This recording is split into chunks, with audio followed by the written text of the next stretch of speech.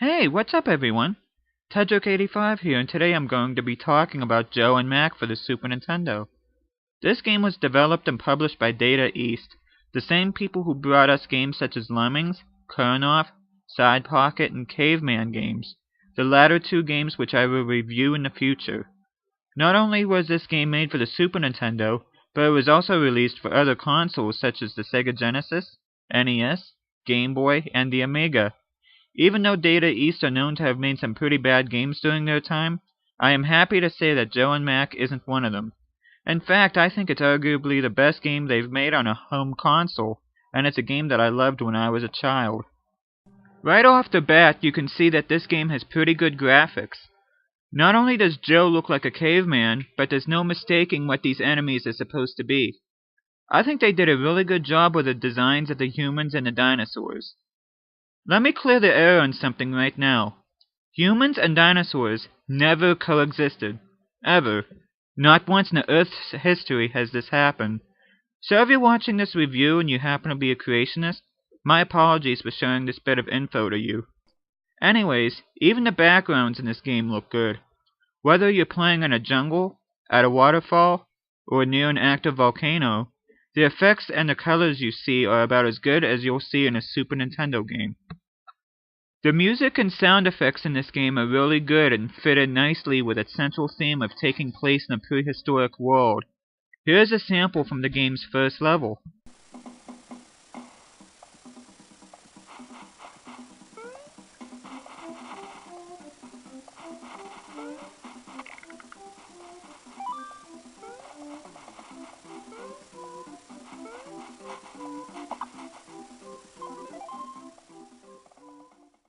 The controls in this game are pretty solid as well.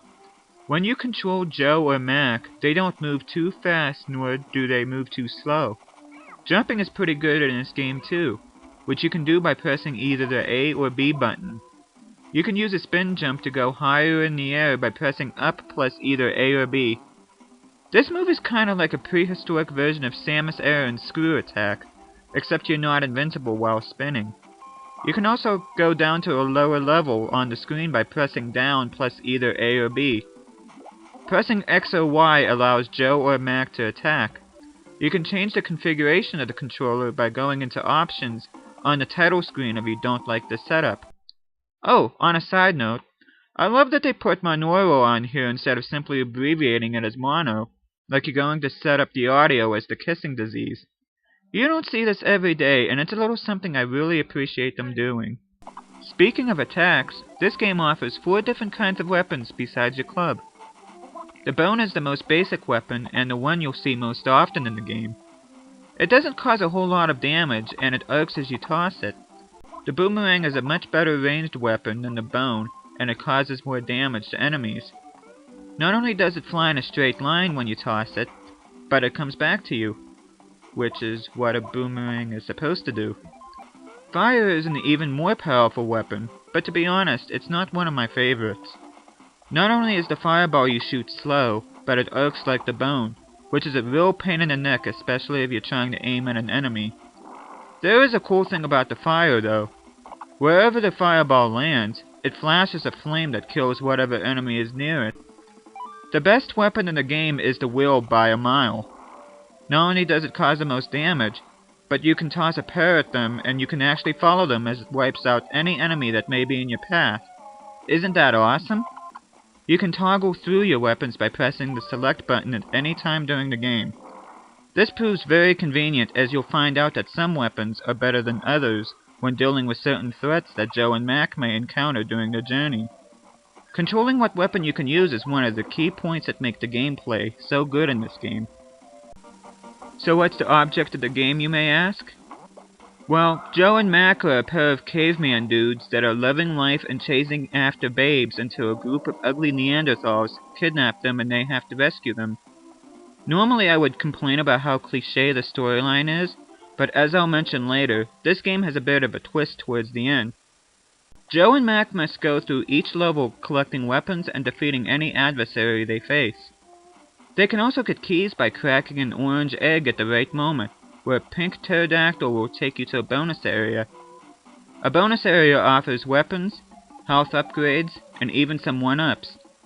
The key is found at the end, and this allows you to open up green gates on the map screen. Speaking of which, the map screen looks decent.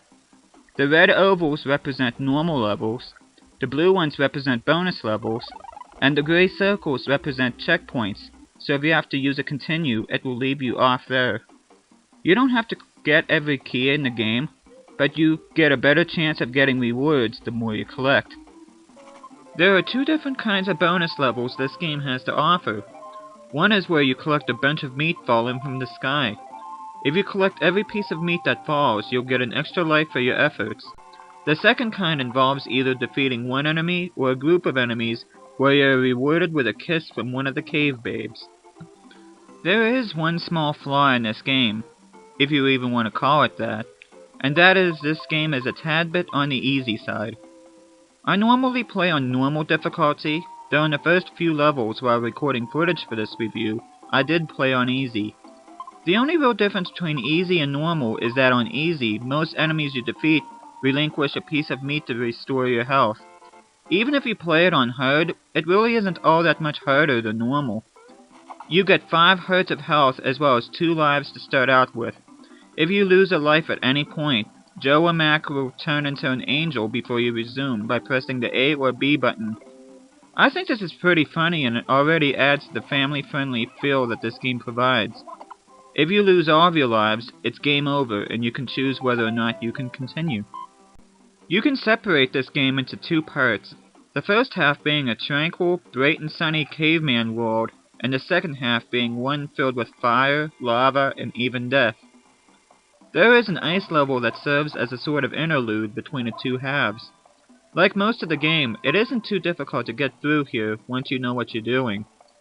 The levels are mostly from left to right, though there are a few vertical levels in the game as well. At the end of each level is a boss, and most of the bosses you see in this game are quite different, which is nice and adds more variety to this game. You get to encounter bosses such as a T-Rex, a giant pterodactyl, an ankylosaurus, some ichthyosaurus, a giant piranha plant, and a woolly mammoth that not only loses its horn, but loses its trunk as well. How goofy is that? Remember how I said there was a twist near the end of the game? Well, it turns out after you beat the T-Rex at the end of the last level, you get to go inside its mouth and inside its body. I have to admit this is a little bit creepy, but not enough to diminish the good nature that this game exhibits. This place isn't too tough to navigate through, and it doesn't hold anything you haven't seen already. Oh, and guess what the final boss is? No, it's not the still-beating heart, but a nasty little red devil. This final boss has 2 stages. After you defeat him the first time, you'll think you won the game, but the babe you rescue turns into the same devil you beat, only this time he turns blue. The attacks he uses differ from each phase. Most of them are easy to avoid, but some of them can catch you off guard if you're not careful. Even so, the patterns of his attacks aren't too hard to figure out. One downside to this battle is that it seems like he takes about a gajillion hits before he goes down. Once you finally defeat the satanic cretin, you are treated to this game's ending, which I think is pretty good. Like most of the game adds one more piece of humor by having the babes chasing after Joe and Mac instead. Even the larger babe wants some lovin' too. All in all, this is a fitting end to a game that not only is a great game to play, but will bring a smile to anyone's face. There was a sequel made to this game in 1994 titled Joe and Mac 2, Lost in the Tropics. The game received mostly positive reviews, though honestly I've never played it, so I can't say whether I agree with that sentiment. What I can tell you is that this game is one of the best I've played on the Super Nintendo, and it's also one that I keep finding myself playing from time to time. If you haven't played this game, I would recommend giving it a shot. Even if you're not a fan of cavemen or dinosaurs or anything related to the Stone Age, I'd still give it a look because I think this is a solid platformer.